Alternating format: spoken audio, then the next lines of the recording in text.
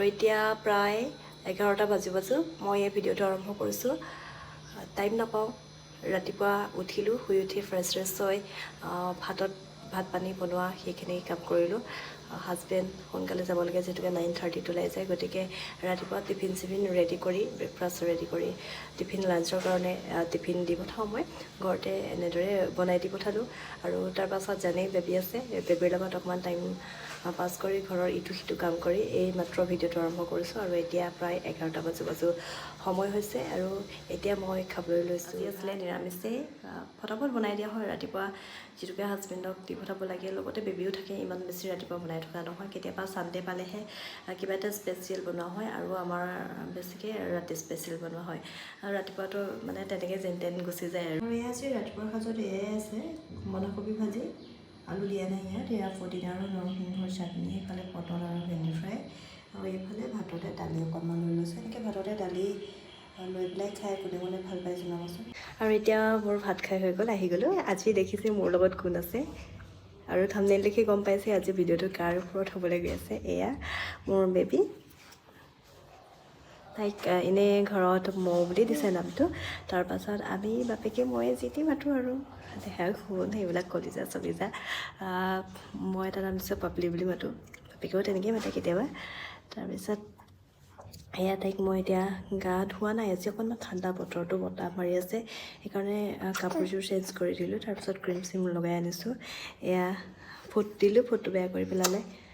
তাইক মই যেতিয়া ঠাণ্ডা পৰে, এনেই সদায় গা ধোৱা হয়, যেতিয়া ঠাণ্ডা পৰে বা বতাহ মাৰি থাকে তেতিয়া অকণমান গৰম পানীৰে কাপোৰ এখনত তিয়াই লৈ, কোমল কাপোৰ এখন তিয়াই লৈ তেনেদৰে মুচি চাফা কৰি দিওঁ মুখখন আৰু ভৰিকেইটা। তাৰপাছত এয়া ষ্টাইল কৰাই লৈ আহিছোঁ। এয়া তাইৰ আজি নতুন ক্লিপ মাৰিছে, হাই কৰি দিয়া দেহা, হাই হাই।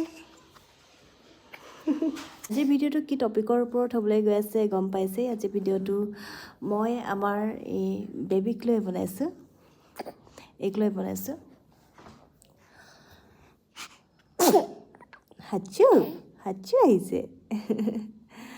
যে বেবী হোৱাৰ পাছত কেৰিয়াৰ শেষ হৈ যায় নেকি? বেবী হোৱাৰ পাছত জীৱনটো বৰবাদ হৈ যায় নেকি? লাইফটো শেষ হৈ যায় নেকি? এই প্ৰশ্নটোৰ সন্মুখীন মই হৈ আহিছোঁ, বা বহুতে মোক তেনেদৰে ইনডাইৰেক্টলি কথা শুনাই যেতিয়াৰে পৰা মই কনচিভ কৰিছোঁ। আৰু তাই অকণমান কান্দিব ধৰাত মই এনেদৰে তাইক মোৰ কোলালৈ লৈ ল'লোঁ।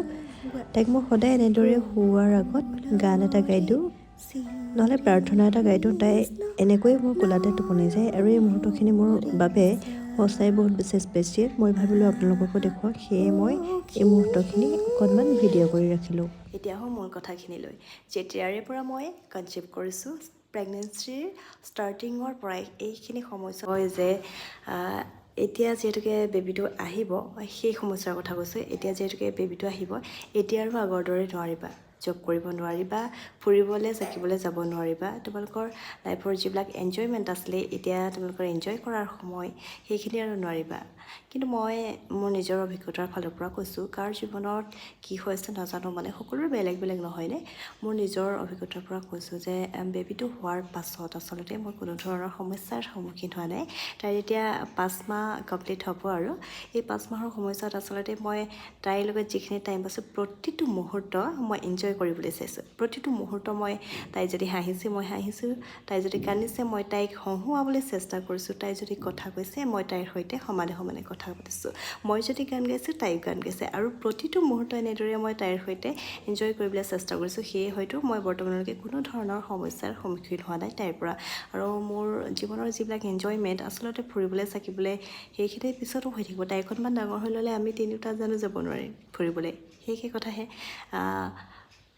তাই অহাৰ পৰা যে কোনোবা সমস্যা হ'ব সেয়া হয়তো মই নাভাবোঁ। মই সদায় এইবিলাক ক্ষেত্ৰত পজিটিভ থাকিবলৈ চেষ্টা কৰোঁ, এক্টিভ থাকিবলৈ চেষ্টা কৰোঁ। এগৰাকী মাতৃ হিচাপে মই যিমানখিনি মোৰ নতুন দায়িত্ব আহি পৰিছে, সেইখিনি মই সুচাৰুৰূপে মই কৰি যাবলৈ চেষ্টা কৰি আছোঁ। যদিও মই ইয়াত এতিয়া গুৱাহাটীত অকলে আছোঁ, প্ৰথম সময়ছোৱাত মাহঁত আছিলে, যথেষ্ট সহায় হৈছিলে, কিন্তু এতিয়া মই দিনটো অকলে থাকিব লাগে। এতিয়া তাইকটো চোৱা চিতা কৰিব লাগিব মই এগৰাকী মাতৃ হিচাপে।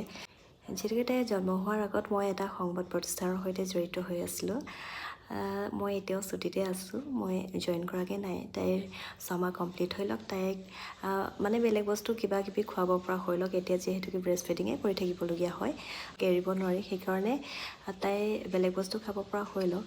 তাৰ পাছত কিবা এটা উপায়ে মই ভাবিব লাগিব, যিহেতুকে মই ভাবোঁ যে তাইৰ কাৰণে কোনো ধৰণৰ প্ৰভাৱ পৰা নাই মোৰ কেৰিয়াৰত, কোনো ধৰণৰ মোৰ লাইফটো শেষ হৈ যোৱা নাই। বহুতে কয় এতিয়া নোৱাৰিবি, তোৰ জীৱন গ'ল আৰু তোৰ কেৰিয়াৰ গ'ল, কেৰিয়াৰ যোৱা মানে লাইফো চেছ। আচলতে তেনেকুৱা ধৰণৰ কোনো কথা নহয়, সদায় পজিটিভলি চাব লাগে এইবিলাক। আমি তেনেকুৱা ধৰণৰ কথা কৈ আচলতে অবুজ এটি শিশুক মানে ইনডাইৰেক্টলি দুখে জাপি দিয়া হয়। তেওঁলোকৰ গাততো কোনো ধৰণৰ ভুল নাই, আৰু ইয়াতো কোনো ধৰণৰ ভুল হ'ব নোৱাৰে। ভগৱানে এটি সন্তান দিছে আমাৰ মাজলৈ, বা সন্তানটিৰ কাৰণে আমাৰ লাইফত কিছুমান মানে বাধা আহি পৰিব, সেয়াটো কেতিয়াও হ'ব নোৱাৰে, বৰঞ্চ ভালহে হয়। গতিকে ইমানখিনি আছিলে, আমি উচিত নহয়, মই এইটোৱে ক'ব বিচাৰিছোঁ যে কোনো ধৰণৰ সন্তানটিক দুখ দিয়াটো উচিত নহয়। গতিকে ইমানেই আছিলে মোৰ ভিডিঅ'টো, বেছি দীঘল নকৰোঁ, সকলোৱে এইখিনি বুজি পায়। আচলতে যিহেতুকে মই থাম্বনেইল দিছোঁ মোৰ জীৱনটো শেষ হৈ গ'ল নেকি বুলি, কোনো ধৰণৰ তেনেকুৱা একো কথা নাই, বৰঞ্চ মোৰ জীৱনটো আগতকৈ বেছি ধুনীয়াহে হৈ পৰিছে। গতিকে সকলো ভালে থাকক, সুখী হৈ, আৰু তেনেহ'লে বেছি কথা কৈ নাথাকোঁ, ইমানতে মই ভিডিঅ'টো সামৰি দিছোঁ। সকলো হাঁহি থাকক, ভালে থাকক, সুখী হৈ থাকক। তেতিয়ালৈ আহিছোঁ, নমস্কাৰ।